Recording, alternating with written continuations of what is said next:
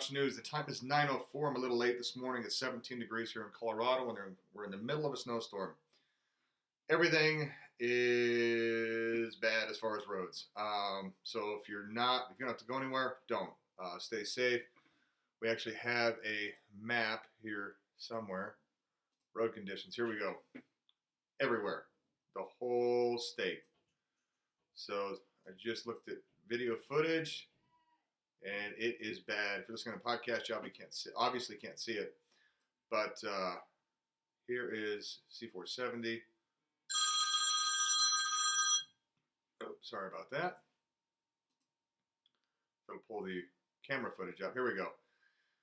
Yeah, that video's not horrible. There was one actually on C470 that just looked bad. Here we go. Traffic closest to camera, traveling westbound on C470. So, yeah, like I said, if you don't have to go anywhere, don't. Wind isn't real bad today, but it's not great. So, let's look at our weather forecast. There's a system coming up. The tropical system that's pushing up through New Orleans is now getting close to Dallas, Oklahoma City. And see, you've got that storm that's going to stall over Denver because you've got that tropical storm coming up through. And the convergence line is going to meet right there at Oklahoma City. And so they're going to get some thunderstorms, etc. And then it's going to push out to the southeast. And it looks like, Atlanta, Georgia, North Carolina is going to get hit with cold, rain, 66 degrees, 62 degrees. Not real cold, but not warm either. And then the whole system's going to push out by Thursday around, Thursday morning. Actually, that has changed. The weather model's changed in the past couple hours. I just checked this a couple hours ago. So Wednesday at 10 p.m. My computer is working slowly. Let me back this up. Okay, so Wednesday at 12 p.m. It looks like the storm system will be moving out of Denver completely. A couple hours ago, the models basically said it wasn't going to move out until Thursday morning. So that's good news for us, but still going to be snow all day today and tomorrow. All right. Let's head on over to Space Weather News, where we can check this out. We've got a KP index of 1. We've got a small coronal hole and relatively low, actually really low solar wind. So that's good news there. All right, main headline on Drudge Report. Republicans are really kind of fearing a 2020 wipeout, and that's not great. That's not good. It's just whatever. I think all the polls are going to be wrong. They keep pushing this impeachment thing. This is opinion, but look what happened in 2016. And they're saying that 55% of the American public support impeachment. I don't buy that. That's not what I'm saying. That's not what everybody else is saying.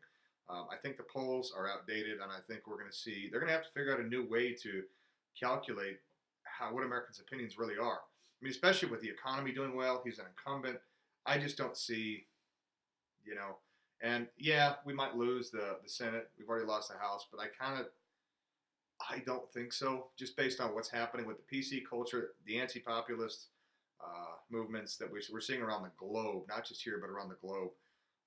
Keep an eye on it. This is going to be a pretty important election, basically because we've got communists versus just, not the same politicians, but, hopefully we're going to get better guys in there. You've already got Jim Jordan. You've got Trey Gowdy's now a lawyer for Trump, but, he's one of the best prosecutors in the country. He's fair and he's honest, And like I said, I'm not going to defend Trump. I'm not going to support Trump.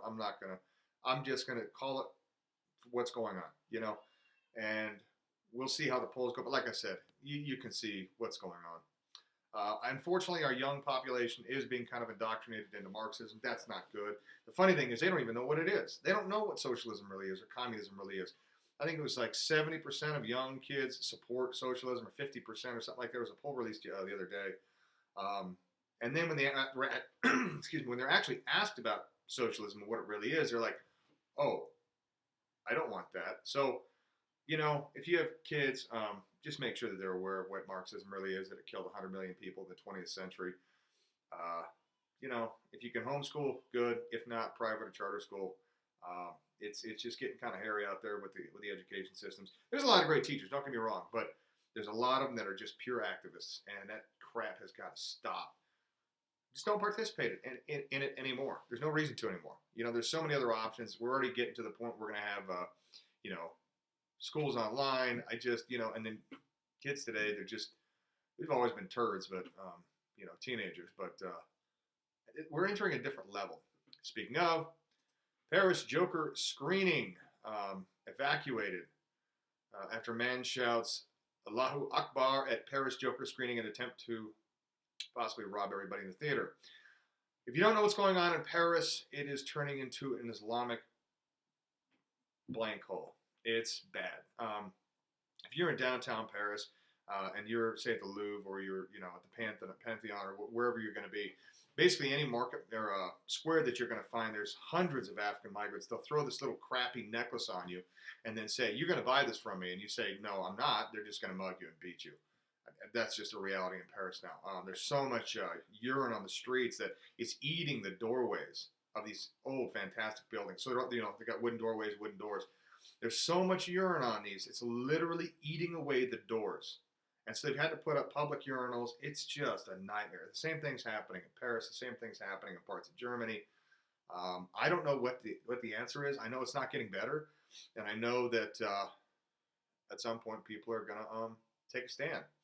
So, and another news article that came out 2 days ago, there's now a black vest movement emerges in France to protest treatment of undocumented migrants. Well, you wanted to come here because you're an economic migrant, not because you're an actual migrant leaving because your life is in danger. We're seeing this all across Europe. And they say it themselves. I'm an economic migrant. We can make more money here. Yeah, of course. But here's a problem. And it is a really bad problem. When you have, let's say, 1 million immigrants move into a country, what happens when they need housing too? Especially when the government gives it to them. Now you're taking 1 million housing units off the market. Okay, nobody's talking about that scenario. Okay, now if you're taxing them, the hardworking taxpayers of any country, doesn't matter what country it is, now you're taking resources from your citizens and you're putting it into the pockets of the migrants.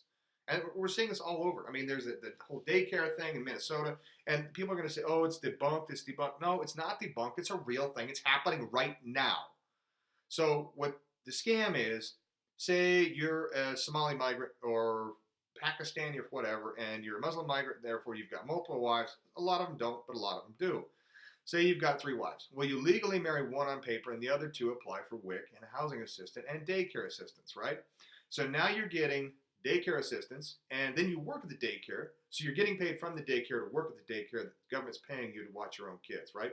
But you only got to work 20 hours a week. So in the other 20 hours a week, you do whatever you want because your kids are being watched. So you go do whatever. You've got Prada purses, you've got Land Rovers, you get full EBT benefits, you get cash stipends, plus you get $1,200 a month in housing allowance. We've moved 2 million Somalis in alone, not even mentioning the Syrians, the Pakistanis. I'm not saying that they don't deserve a better life. I'm not saying that. But I'm saying, if we bring the best and brightest from other countries here, what happens to that country? Think about that equation. Not to mention what happens to hardworking Americans that can't find a house because housing prices are ridiculous because there's too many people moving in, and these other people can just get free housing. It's not. It's a math equation. It's not a hearts and minds feelings thing. It's a math equation, and right now we're failing our own citizens. And it kind of breaks my heart, but it's something that it has to be said. And moving on to other parts of the world. In South Africa, the presidents literally have witch doctors. Okay, so we talk about how progressive Johannesburg is in Cape Town, et cetera, how great they are, how they're moving forward. And no, they're not. They're devolving so fast, it's not funny. They've had water crises like every month since the new government took over. It's called, the African National Party, ANP, something like that, or South African. Anyways, they run around. The presidents and the head politicians run around saying, kill the Boer, kill the Boer, kill the Boer. If you're not familiar, Boer means Afrikaner. Those are all the white guys. So can you imagine if Trump came out and said, kill the migrants, kill the migrants, kill the migrants, or kill Pelosi or whatever? That'd be bad. And so this is how bad South Africa's devolved. They can't find the other policy they enacted is a true equity, equality, diversity, and inclusion policy. It's scary. Imagine if let's say, so I think the population of South Africa is 75% black, and then 20%, something like that, white, and then 5% the indigenous population, something like that. And South Africa enacted a policy that you must have a reflection of your workforce that reflect, or your workforce must reflect the population in your exact numbers. So what I mean by that is literally, not figuratively, you have to have 75% black, 20% white, 5% indigenous, or whatever the numbers are, something like that. So if you got 75% black guys that don't have a degree in engineering, you just have to employ them. It's not the best person for the job. So we're seeing right now is power plants are shutting down. They're going through rolling blackouts. The power comes on once every 3 days. I got a buddy that actually had to leave because he's like, I can't do this anymore. It breaks your heart. Anyways, coming back out of South Africa, mentioning the witch doctors and how the politicians there are not just completely inept, they are literally trying to push the Stone Age. I don't think they must be aware of it. I can't see any other reason for it. I mean, like I said, they're employing witch doctors. Like it'd be like Trump having a witch doctor or like a crystal woo-woo psychic or whatever in the White House as his only spiritual advisor. That's exactly what's happening. And I can't, it just, yeah. So anyways, coming out of South Africa, Pride of Lions butchered to make black magic doctor potions. No, I'm not kidding. Ooh, we were up in arms about the dentist that killed a lion legally with a permit. For those of you that aren't aware, sometimes you do have to kill animals. Like there was a giraffe that was not fertile anymore, and he's just running around killing all of the younger male giraffes. I mean, killing them. We're not talking about some beautiful, majestic creature that's going to be just live and eat leaf. No, he was killing other giraffes, so he had to be killed. Same thing with some elephants. That if the young males don't learn how to socialize properly, just like young humans, they don't have a good father figure. They'll run around terrorizing villagers, beating cars, killing other elephants, killing humans, killing other animals. They just act like big bullies. That's if you're not aware. Now, Pride of Lions butchered to make black magic doctor potions. Majestic Pride of Lions has been mutilated for witch doctors to make black magic potions. It has been claimed evil poachers fed two male lions and 2 lionesses poisoned meat, condemning them to a slow and agonizing death. They then hacked off the animals' paws and jaws with machetes before selling them on to be brewed up in potions. Yes, like witches' potions. I'm not kidding. The tragic pack once ruled one of the largest urban game reserves in South Africa. They were brutally murdered in the blah, blah, blah. I don't know how to pronounce that. Something nature reserve set in 3,800 hectares on the edge of the capital, Pretoria. Yep. Just like I was talking about with the rivers in India and China and Mekong Delta and Africa. They're the polluters. We're not. Yeah, some comes out of us, but we're not.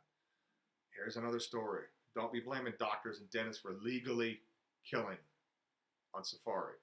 Because when they go out there, they pay $50,000, $60,000 a hunt. All that money and all that meat goes to the villages. Here we have South Africans poaching and killing for witch potions. Not supernatural, not a joke. All right, on to Zero Hedge.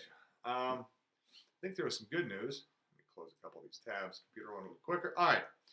Yeah, here, look. Economic crisis of 2008 never ended. It's just been in remission. That's probably not a bad piece. PG&E's rolling blackouts could leave 1.8 million Californians without power. Yes, we're still evolving into that. Things to be know about the crash in 1929. Good historical article if you can get to it. U.S. confidence tumbles to 7-month lows as hope evaporates. Pending home sales surprise, biggest annual gain since 2015. Boeing CEO to testify in front of Senate. For those of you who aren't aware, Boeing 737s just kind of started falling out of the sky. Why? This is going back to the labor pool. What happens, let's say, if you don't want to pay your engineers $30 to $50 an hour, and instead you want to hire some $12 engineers from India to work on your software? Think that's a smart move? Think that's a wise move? Boeing did that. Yeah, so what we're seeing now are the effects of hiring unskilled / skilled labor. Look, I'm not going to beat around the bush. India, yes, they're good-ish. You still got to remember, these people are pooping in the streets and the Ganges River. Like, it's just not. They're not the same as Western civilization. It's not means that we're. It doesn't mean that we're better or worse. They're just not the same. They don't have the same understanding of culture. They don't have the same understanding of quality control. We're different, and we need to we need to really have this conversation and start understanding that not everybody everywhere in the world is the same as we are. It's they're not the same, and I'm not putting them down. It's just we're all different, right? Like the witch doctor thing. I'm not going to hire a witch doctor because my back hurts. Right? I'm going to go see a doctor or a chiropractor. You know, it's just not the same culture. And you know, when you send things out and you outsource some of the stuff to people that don't really care because hey, why would they care? They're just getting paid to get into an office, do this and do that. They don't have the pride of Boeing. They don't know what it means to work in a union or a force or and really have that pride of going to work every day. Like it's just they might, I don't know, but apparently not. I mean, you have planes dropping out of the sky. All 737 Maxes in the country and around the world were grounded.